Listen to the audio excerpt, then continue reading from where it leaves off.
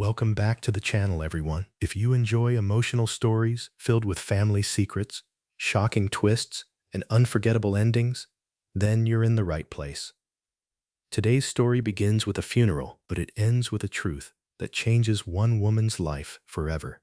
Before we begin, don't forget to like this video, subscribe to the channel, and turn on notifications so you never miss our next story. Now, let's begin. At a harb, I found out I was adopted at my father's funeral. The last place I ever expected to discover the truth about my life was at my father's funeral. Until that day, I believed I knew exactly who I was. I believed I knew where I came from. I believed my parents had never kept anything important from me. I was wrong.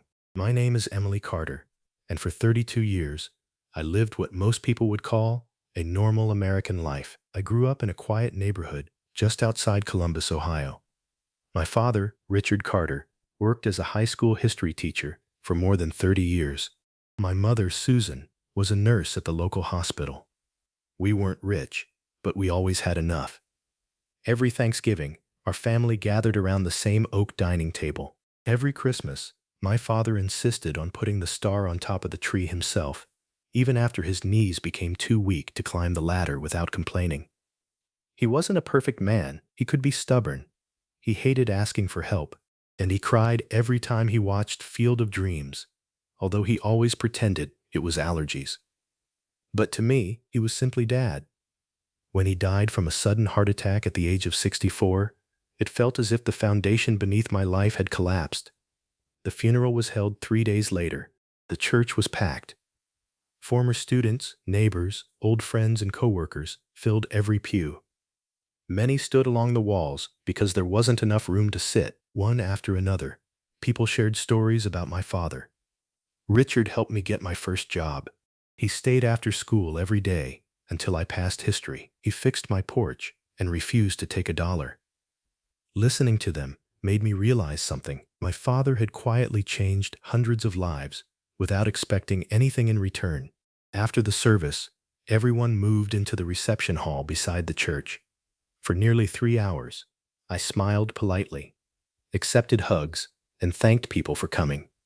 Inside, though, I felt completely empty. Then, just as the crowd began to thin, I noticed an elderly woman standing alone near the entrance. She looked to be in her late 70s.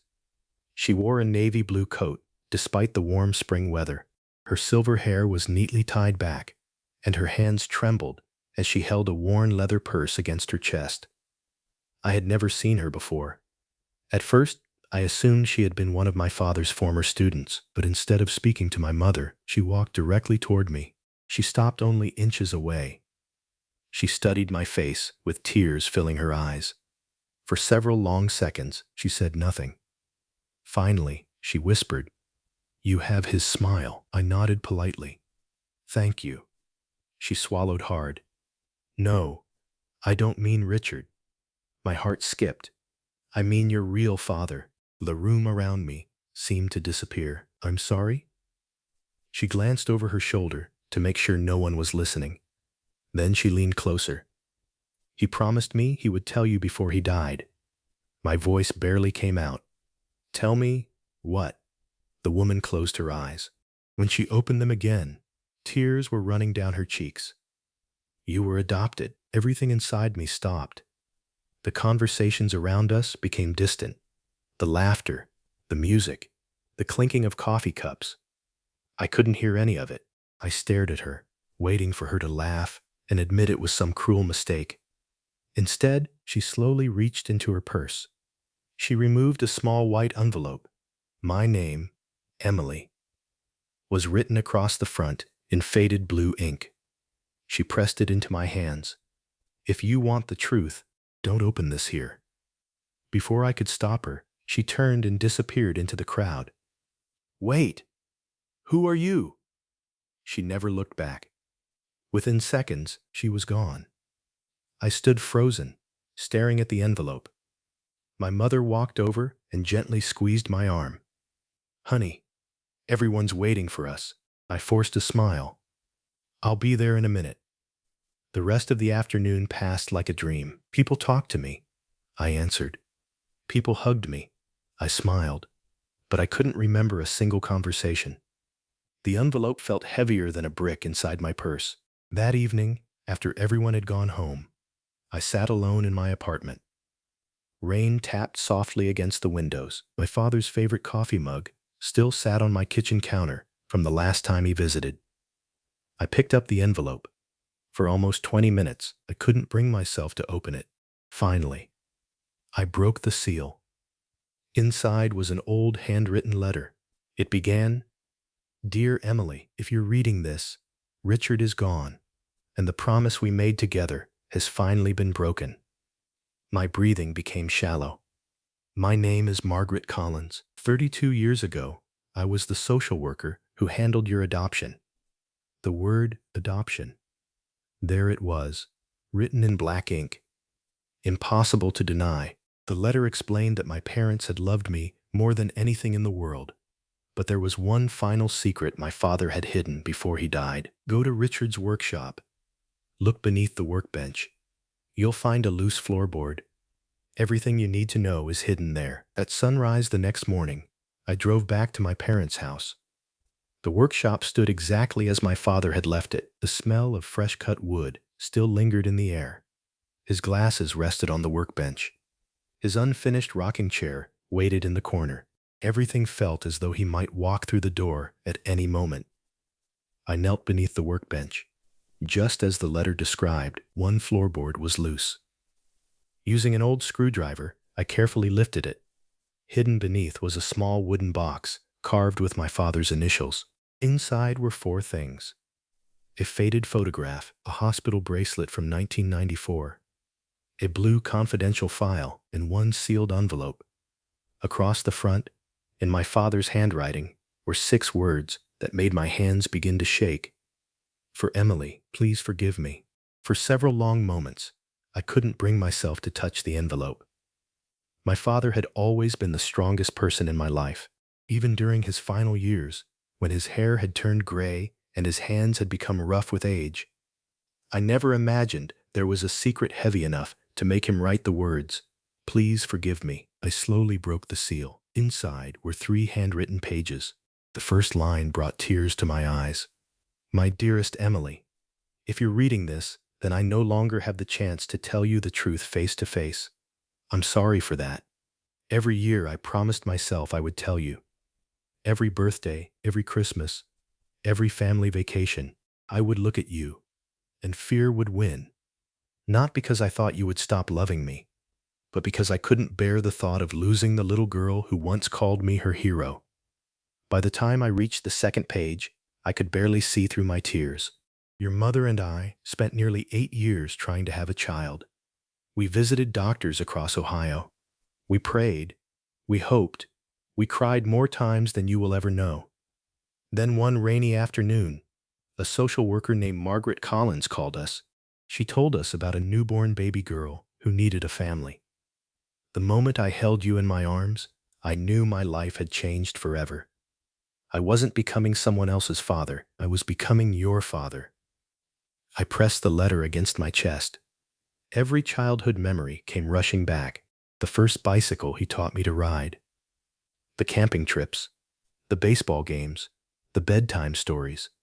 None of those moments had been fake. Every one of them had been real. I continued reading. There is one more truth you deserve to know. Your birth mother's name is Rachel Morgan. She was only 19 years old. She wasn't careless or irresponsible. She was frightened, alone, and determined to give you a life she believed she couldn't provide. Before she signed the adoption papers, she placed a small silver locket beside you and whispered, "Tell her I loved her enough to let her go." Emily, never hate her. She loved you from the very beginning. I looked down at the silver locket resting inside the box. Suddenly, it felt priceless. Beneath the letter was a thin blue folder. Inside were copies of my adoption records. Most of the pages had been heavily redacted, but one address remained visible. Lexington, Kentucky. Another page listed Rachel's full name. The final record was dated 32 years earlier. There was no information after that. No new address. No phone number.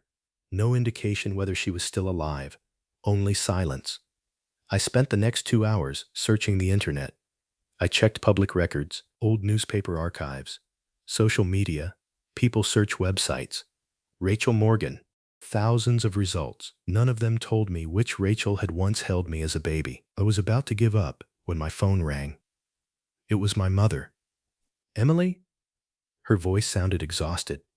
Where are you? I'm at Dad's workshop. There was a long silence. Then she quietly asked, You found the box, didn't you? I froze. You knew? Another silence. This one lasted even longer. Finally, yes. I closed my eyes. You knew I was adopted my whole life? I did. Why didn't you tell me? I expected excuses. Instead, I heard my mother crying. Not quiet tears, the kind of crying that comes from carrying pain for far too long because your father believed he was protecting you. And you agreed with him? No. She whispered. I argued with him for years. He wanted to tell you after your 18th birthday, then after college, then after you got married. But every time he tried, he was afraid. I sat down on the workshop floor. Everything I believed about my family had changed in less than 24 hours. Yet one thing had not. My parents had loved me. That much had never been a lie. My mother took a deep breath. There's something else your father never knew. What?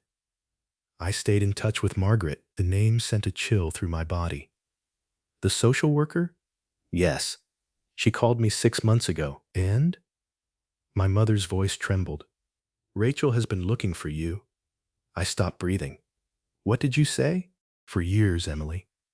She never stopped looking. She respected the adoption agreement while you were a child. But after you turned 21, she hired investigators. She wrote letters she never mailed. She even visited Columbus once. She just never knew how to reach you. I felt as though the ground had disappeared beneath me. For 32 years, I believed someone had given me away. Now I was learning that she had spent decades trying to find me again. Mom, I whispered. Why didn't anyone tell me? I wanted to. I truly did. But your father begged me to wait. He said, if Emily ever searches for Rachel, it has to be her decision. I looked back at the adoption papers. For the first time, I knew exactly what my decision would be. The next morning, before the sun had fully risen, I packed a small suitcase, placed the silver locket in my pocket, entered a Lexington, Kentucky address into my GPS, and started my car. I had no idea what waited for me at the end of that drive. I only knew one thing. For the first time in my life, I was finally driving toward the truth. The drive from Columbus to Lexington took a little over 3 hours. It felt like the longest journey of my life. Questions filled my mind with every mile that passed. Would Rachel recognize me? Would she want to see me? Would she regret the decision she made all those years ago? Or had I built up hope for someone who had already moved on? The address from the adoption records led me to a quiet neighborhood filled with maple trees and brick houses. Children rode bicycles along the sidewalk while neighbors worked in their gardens. Nothing about the street seemed extraordinary. I parked across from a small white house with blue shutters. For nearly 10 minutes, I couldn't get out of the car. My hands were trembling. I looked at the silver locket one last time. Inside was the faded picture of the young woman holding a newborn baby. I whispered to myself, please, let this be the right place. Finally, I walked to the front door and knocked. No answer. I knocked again. This time, an elderly man opened the door. He looked to be in his early 70s. Can I help you? He asked kindly. I'm looking for Rachel Morgan. The smile on his face slowly faded. You must be Emily. Every muscle in my body froze. How? Do you know my name? He looked at the locket in my hand, then he smiled sadly. My name is Daniel. I'm Rachel's husband. My heart raced. Is she here? Daniel lowered his eyes. I'm so sorry. Rachel passed away 2 years ago. The words hit me harder than I expected. I had spent the last 24 hours imagining this moment.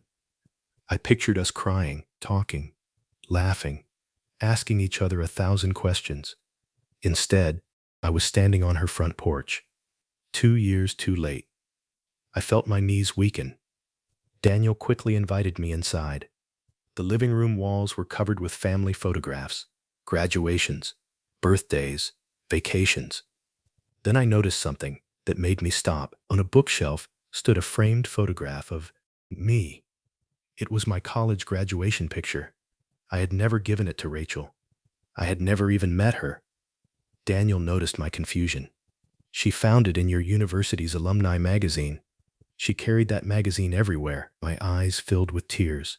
He opened a wooden cabinet and carefully removed a worn cardboard box. Rachel asked me to give this to you, if you ever found your way here.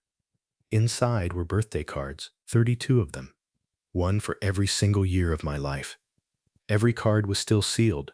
Every envelope had my name written across the front. Daniel smiled sadly. She wrote one every year. She didn't know where to send them, so she kept them. I opened the first card. It was dated just days after my first birthday. Happy birthday, my sweet Emily. I hope someone kissed your forehead today. I hope someone told you they loved you. I hope you're smiling. I couldn't hold back my tears. One by one, I opened more cards. Age 5, age 10, age 16, age 21. Each one described what Rachel imagined my life might be like. She wondered if I liked music, if I played sports, if I had friends, if I was happy. Then I reached the final envelope. It had been written only 3 months before she died. My hands shook as I unfolded the letter. My dearest Emily, if you're reading this, then somehow life has finally brought you here. There has never been a single birthday when I didn't think about you. Not one Christmas. Not one Mother's Day. Not one ordinary Tuesday. Giving you up was the hardest decision I ever made. I wasn't running away from you. I was running toward a future I prayed would be better than the one I could give you. If you were raised by kind people, then my prayer was answered. Please don't spend your life wondering whether I loved you. I loved you before I ever saw your face, and I loved you every day after we were apart. If Richard and Susan are still alive, thank them for me. They gave our little girl the life I always dreamed she would have. I couldn't read another word. I buried my face in my hands and cried, not because I had found my birth mother too late, but because I had finally learned that I had never been abandoned. I had been loved by 2 mothers. One had given me life. The other had given me a home. A few minutes later, Daniel handed me one final envelope. This one isn't from Rachel. It's from Richard. I stared at him in disbelief. My father? Daniel nodded. He came here. When? I asked. About 8 months before he passed away. I felt my heart pounding. They met? They did. They talked for nearly 4 hours. He thanked Rachel for trusting him with you, and Rachel thanked him for keeping his promise. I could hardly believe what I was hearing. My father found her and never told me? Daniel gently nodded. He wanted to. He said he was finally ready, but his health was getting worse. He asked Rachel for 1 more year. He wanted to tell you himself. He never got that chance. For the first time since the funeral, I smiled through my tears. My father hadn't kept the secret because he was ashamed. He had kept it because he was trying, perhaps imperfectly, to protect everyone he loved. That afternoon, Daniel and I visited Rachel's grave together. I placed the silver locket beside the flowers. I found my way back, I whispered. The same words engraved inside the locket. A warm breeze moved gently through the trees. For the first time in my life, I felt complete. I drove home with 32 birthday cards on the passenger seat. That evening, I sat beside my mother's porch swing until the sun disappeared behind the trees. Neither of us spoke for several minutes. Finally, I reached over and held her hand. You'll always be my mom. She looked at me with tears in her eyes. And you'll always be my daughter. At that moment, I realized something I wish I had understood years earlier. Family is not built by blood alone. It's built by sacrifice, by forgiveness, by the people who choose to love you every single day. And sometimes, when love, the greatest act of love, is letting someone go so they can have the life you always dreamed for them. Thank you so much for watching. If this story touched your heart, let us know in the comments. What would you have done if you were in Emily's place? If you enjoyed today's story, please give this video a thumbs up, subscribe to the channel, and turn on notifications so you never miss our next emotional story. Until next time, take care of yourselves and never underestimate the power of love, truth, and forgiveness.